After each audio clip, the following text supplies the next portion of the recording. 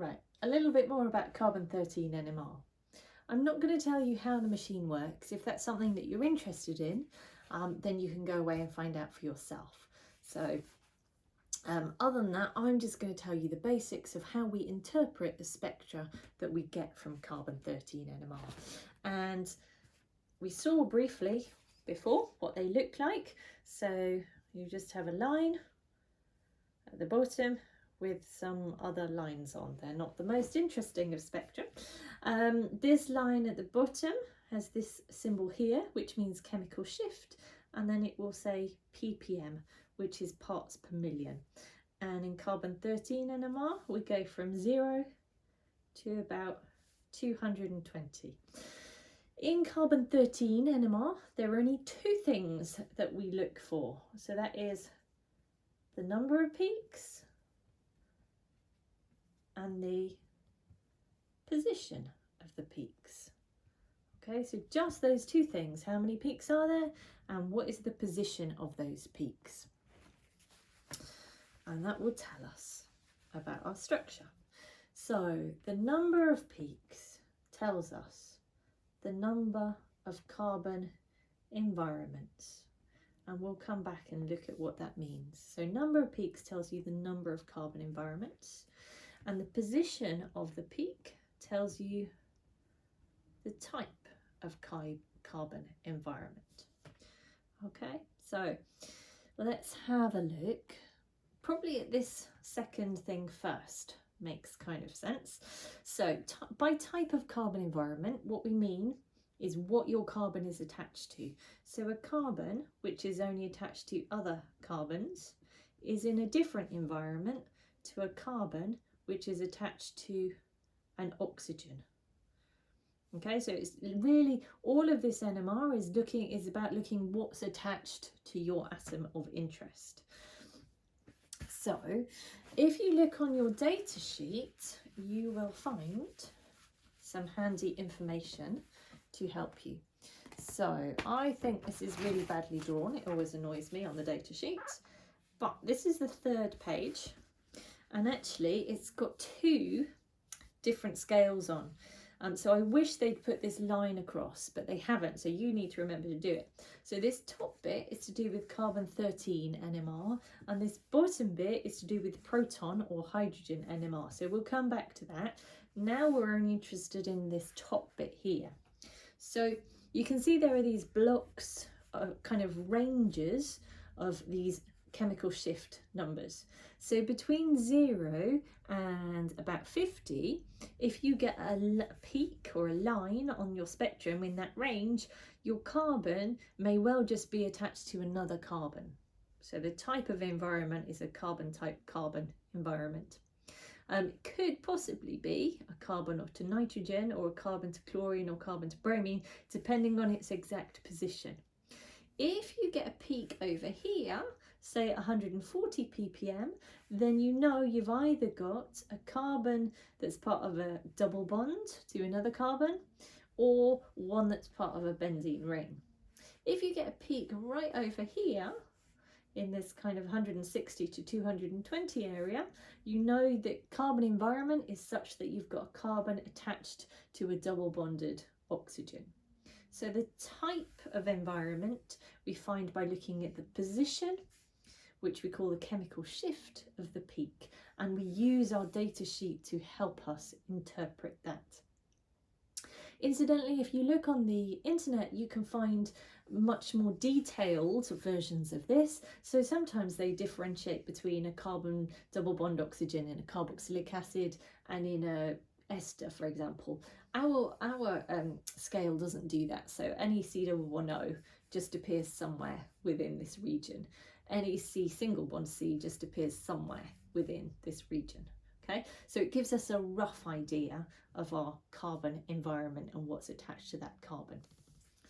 So we need to look a bit more about how many peaks we get and this thing about carbon environments. So if we draw propan-1-ol, so here's propan-1-ol. So by carbon environment, I mean what's attached to that carbon. So this carbon is attached to 2 hydrogens, an OH and a C2H5. So I'm going to call that carbon environment number 1.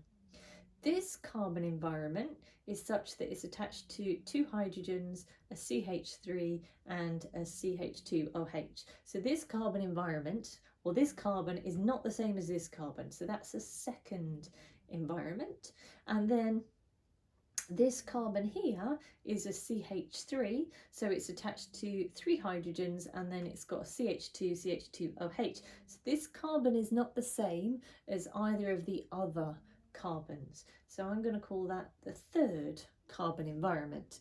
And if we have a look at the carbon NMR spectrum for propan-1-ol, you can see that there are indeed 3 peaks because you have these 3 different environments. So carbon environment number 1 is a carbon attached to an oxygen, so that occurs in this range here. It could be a carbon to chlorine or carbon to bromine if I didn't know it was propan-1-ol. So if I didn't know what my molecule was at all and I was just starting with the spectrum, I wouldn't know exactly whether it was a carbon to oxygen or a carbon to chlorine or a carbon to bromine. But I do, so that's carbon environment number 1. 2 and 3 are carbons just attached to other carbons. So those are these 2 peaks here. You wouldn't necessarily be expected to know which one is which, just from experience, and we can see that if you're attached to an oxygen, you're kind of shifted this way. So I suspect that carbon environment 2, which is close to the oxygen, is this peak, and carbon environment 3, which is furthest from the oxygen, is this peak here. So remember, there are 3 peaks because there are 3 different carbon environments, and the position of those peaks tells me about the type of carbon environment. So that's propan-1-ol. What if I have propan-2-ol? So I'm going to adjust my molecule slightly from propan-1-ol to propan-2-ol and see if that's going to make a difference. So there's propan-2-ol. Okay, so this is I'm going to call this carbon environment number 1. So this is a carbon attached to 3 hydrogens, which then goes off to a CHOH and then a CH3. Now hopefully you can see that because I've got some symmetry, this carbon environment is exactly the same as this carbon environment because it's attached to the same groups. So this is the same carbon environment. So both of these carbons will just together give 1 peak on the spectrum. This middle carbon is in a different environment because it's attached to different groups. So that's a second carbon environment. So I often think this is a bit like being at university and where you've got halls of residence. And so this is like a setup where you've got bedroom, bathroom, bedroom. And the 2 bedrooms are identical to each other. So if you're in either of those before they're furnished and personalised, you're in the same environment. So in this case, our carbon NMR spectrum just has 2 peaks. So I've got my carbon attached to an oxygen, which is this peak here, and then both of these carbons are just attached to other boring carbons, and so they give this together, they give this peak in this region here just above 20. So let's look at a couple of other examples and see what we can look at. So if I've got this molecule here, how many peaks am I going to have on my spectrum? Well, we can see that this carbon is different to all the other carbons because it's got the bromine on, so that will definitely be 1 carbon environment. Here we've got a CH2 and none of the other carbons have got a CH2, so that's different as well. And here I've got a CH3. So to begin with, I'm going to call this environment 1 because I've got CH3 and it looks very different to all the other carbons. This is my second carbon environment. This is my third. What about this one? So sometimes people say, well, this is a CH3 and that's a CH3, so they're the same.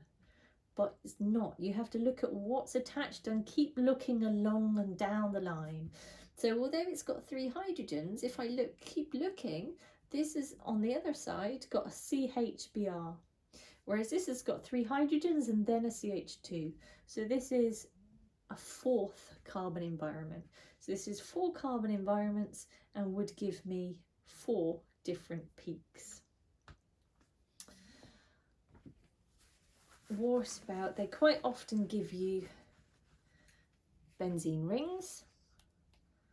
So if remember, a benzene ring is C6H6. So each carbon, unless indicated otherwise, has 1 hydrogen coming off it. So at the moment, all of these 6 carbons are identical, so you just get 1 peak on the spectrum. But if I change and do a substitution reaction and put an NO2 group there, then you can see that this carbon is now different to the others because it's got an NO2 rather than a hydrogen. And then if I look at this carbon, that's different to this one for sure. This carbon is actually the same as this one, because if I look either side, I meet the same things. There's symmetry in there. This carbon is different to number 2, because in number 2, if I go one way, I meet a carbon with an NO2 on it, whereas that's not the case for this carbon. But this carbon is the same as this one.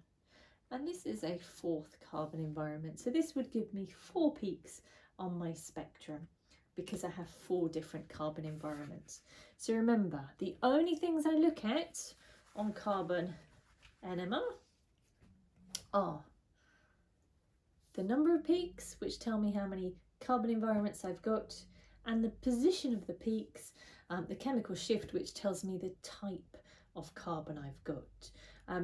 If you're interested, it says on the data sheet, it mentions chemical shift compared to TMS.